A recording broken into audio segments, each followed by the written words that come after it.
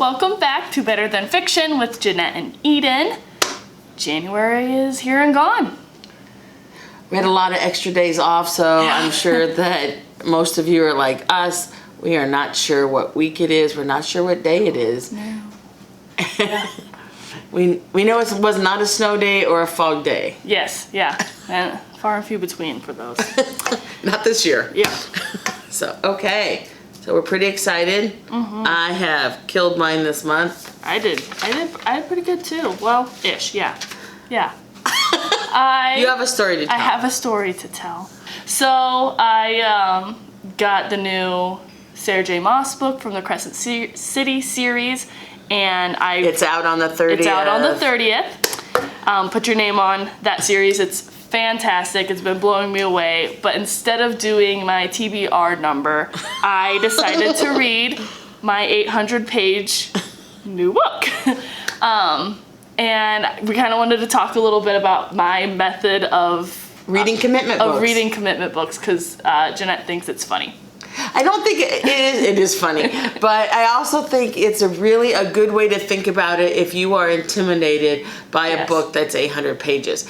And I can't tell you how many times I've heard over the course of the time I've been a librarian, I can't read that big book, it's just too big. But yet they'll take a stack of small books. Yeah. And when Eden told me her way of thinking about 800-page book, I said, you've got to share that with the masses. That is a secret that should not be kept. Yeah, so like an average size book is like 320-ish pages on average. So when I get to that part of the page, I'm like, cool, I just read a book. Now I'm going to start another book. So then I get through the next 300-ish pages and I go, okay, now it's time for a short novella to finish out my 800-page book. It's just a mental trick. Yeah. So you don't think, oh my gosh. I'm starting another book. I'm gonna do a short story kind of book. So that's how I always picture big books. It also is just you're immersed in a world longer than the average book, too. So it just don't be scared of big books. Big books are great. They are, and you can always renew. Keep that in mind. We understand there's usually not a wait list for commitment books. Yeah. So you can get some extra time on those. But that is a great way to think about it and not be intimidated. Yeah. And when you think about it, if you're taking home 3 books, that's one commitment book. That's one commitment book. And you can stay in your own little world for a little bit longer, which is kind of nice. Yes. So that's what I read instead of, I was supposed to read 7 Days in June, and instead I read The House of Flame and Shadows. Which she has to get back so that you can have it on the 30th. Yes, I am almost done. For my biography, where is that? I have it right here. Know My Name by Chanel Miller.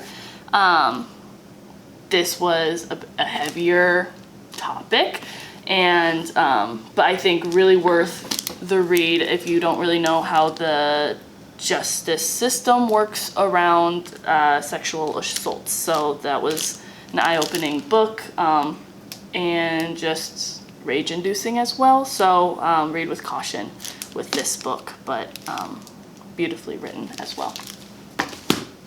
Other than that, what I've been reading, I've been doing a lot of audiobooks, which has been nice. I read, I've read. Nothing that's like screaming at me that I'm like, you should definitely read. But yeah, I've done 2 of my reading around the world. I've read a book written from North America and Europe, Great Britain. So that's where I have been too, is those 2 sections. That we were deciding, I'm listening to an audiobook that takes place in Russia, and she's got Russia circled in 2 different period times, and I think this one takes place more on that Asian circle, so I suppose I can count that there. Yeah. But also, I read my biography, and it's A Man of Two Faces by Bethan Nguyen. And he, of course, wrote The Sympathizer. That was up for a lot of awards when it came out. In fact, this particular book was up for nonfiction awards with the National Book Award, and I think the Pulitzer, he might have been up for that too. Wow. This is not your straight biography. You're not going to just get about his life, his writing, and move on. You are getting an entire history of Vietnam people, refugees, also a lot of politics. So if you feel very sensitive on immigration, the idea of white people versus black people versus Vietnam people versus immigrants, there's a lot of commentary and his own feelings about those topics. This may or may not be the book for you. This is a very slow read. He does also intersperse poetry in some of his writing. While you still get the story of his family, but it's immersed in the history of all these places. So it is not a fast biography read. Is it worthy? Absolutely, but it's very much also literary nonfiction on top of it. I'm not sure how to describe it. But it is very good, but be prepared for those kinds of topics being in there. My number was The Good Left Undone by Adriana Trigiani. This book takes place in Italy, over in Europe. This was one I bought and decided I wanted to share it with all of you, so I brought it to the library to add to our collection so you can pick this one up. It's just a lot of family drama and how that is affected by things that are happening in the world in history. You get a little touch of World War II, but not a lot. You get note of how that has affected the family long term, how the economy of Italy affected the family long term. So if you like her other book, she wrote Big Stone Gap years ago. So if you read any of those books, this is by the same writer. It was fine. It was fine. It was fine. I will say, I enjoyed it. It was fine. Yeah. I appreciate that about you, that you donate your books to the library. I hoard them. We were just talking about book stamps and book Bosners, and I'm like, no, I'm stamping that with my name and keeping it on my little trophy shelf. So but I appreciate that about you, that you share your stuff. I hoard them like a dragon. I used to be a little bit more of a hoarder, but I have moved a few times. My husband called me a book hoarder, so and that made me think that, am I ever going to read them again? Yeah. And the answer is, this book I probably won't read again. I enjoyed it. I want to share it. Yeah. So that's kind of what I think about. So I have also been reading quite a bit. I finished off The Gentleman's Gambit, which is the fourth book of Evie Dunmore's books. If you've listened to our TBRs before, you'll know that Eden has totally fallen in love with that entire, it's a quartet. Yep.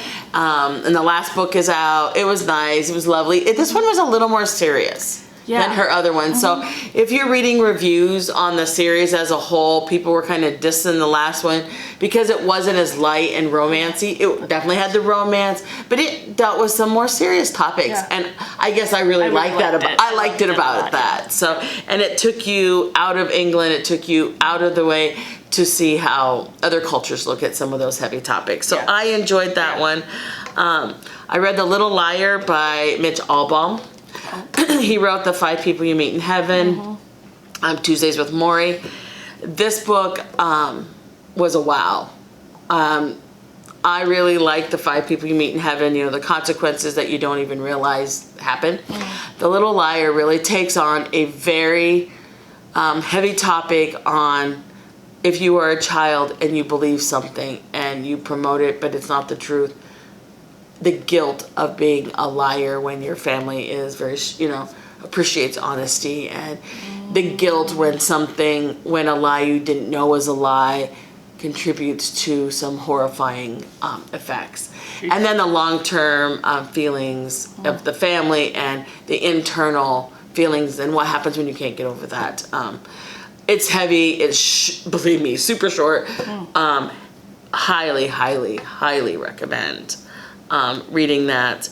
I also read Our Narrow Hiding Places. It takes on a topic of World War II that I hadn't seen before in historical fiction, at least not a lot. It's looking at rural Dutch society and you're not in a big city, you're looking at a small town on the edge of nowhere. Has a little bit of mysticism in it, but you also look at it is this a coping method?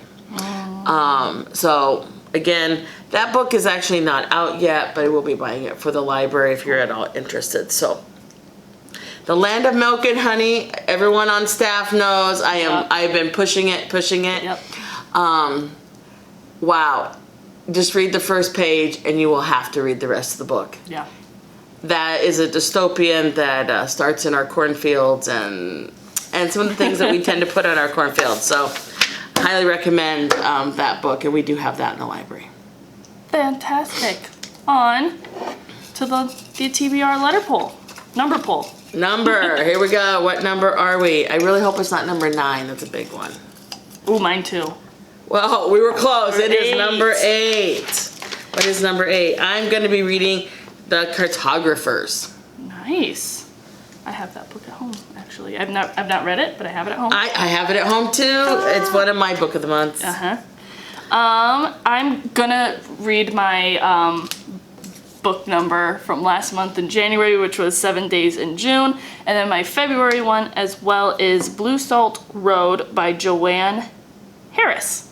I recognize the author, but I don't recognize that book. It's like a shorter fantasy standalone Oh. on a ship, so I'm hoping it's pirate based.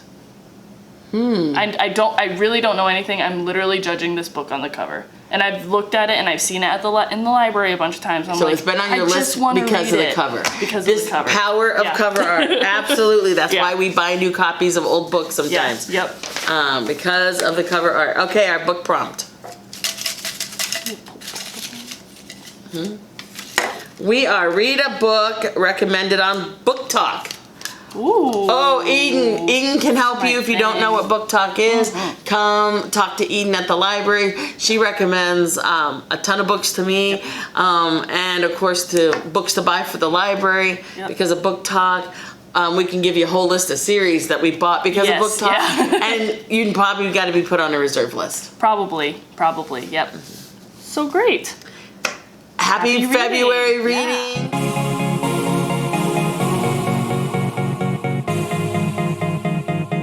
It's a short month. You got this.